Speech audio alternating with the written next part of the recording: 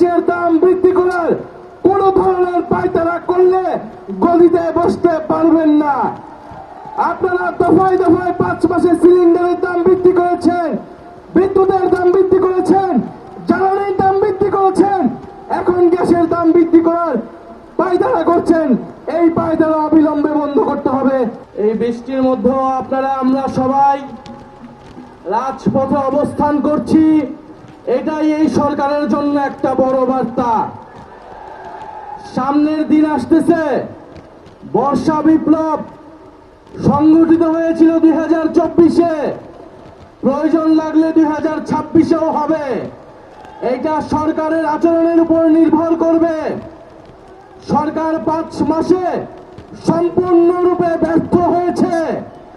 Gas দিতে পারছে না, বিদ্যুৎ দিতে পারছে না, দ্রব্যমূল্য নিয়ন্ত্রণে রাখতে পারছে না।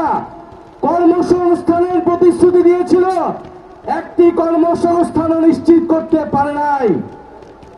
অন্যদিকে আমরা দেখছি বিশ্ববিদ্যালয়গুলোতে, ক্যাম্পাসগুলোতে সরকার দলের নতুন ক্ষমতাসীন ছাত্র সংগঠন, ছাত্র দলের সন্ত্রাসীরা, বিরোধী দলের যারা ছাত্র নেতা রয়েছে, ছাত্র শিবির, ছাত্র সংসদ এবং ছাত্র শক্তির নেতৃবৃন্দদের উপরে নির্বিচারে হামলা করছে।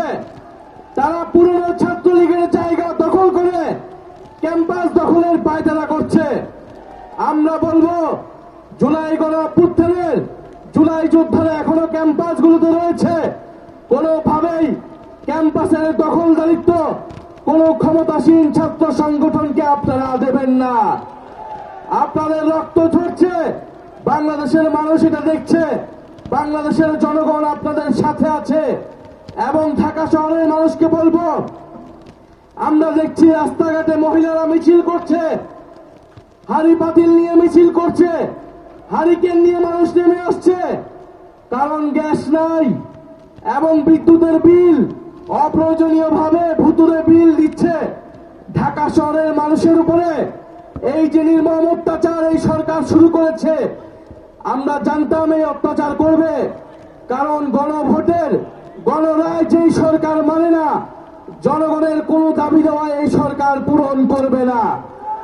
ফলে এই সরকার যেই বিশ্বাসঘাতকতা এই নির্বাচনের শুরু থেকেই করেছে, সরকার প্রতি পদে পদে এই বিশ্বাসঘাতকতা বাংলাদেশের জনগণের সাথে করে যাবে। কিন্তু আমরা বাংলাদেশের জনগণ এই সরকারকে কোনোভাবেই এই ধরনের আচরণ করতে দেব না। আজকে আমরা সচিবালয় এখানে এসেছি, আজকে আমরা বার্তা দিতে এসেছি, যদি বিএনপির সরকার, যদি তারেক রহমানের সরকার জনগণের মৌলিক অধিকার গ্যাস, বিদ্যুৎ, কর্মসংস্থান এবং দ্রব্যমূল্য নিশ্চিত করতে না পারে, তবে এই সরকার ক্ষমতায় থাকার স্বপ্ন যেন না দেখে। প্রিয় জনগণ, আপনাদেরকে ধন্যবাদ জানাচ্ছি এবং সরকারের প্রতি বলবো, অবিলম্বে গ্যাসের দাম বৃদ্ধি করার কোন ধরনের পায়তারা করলে গদিতে বসতে পারবেন না। আপনারা দফায় দফায় 5 মাসে সিলিন্ডারের দাম বৃদ্ধি করেছেন, বিদ্যুতের দাম বৃদ্ধি করেছেন, জ্বালানির দাম বৃদ্ধি করেছেন, এখন গ্যাসের দাম বৃদ্ধি করার পায়তারা করছেন। এই পায়তারা অবিলম্বে বন্ধ করতে হবে।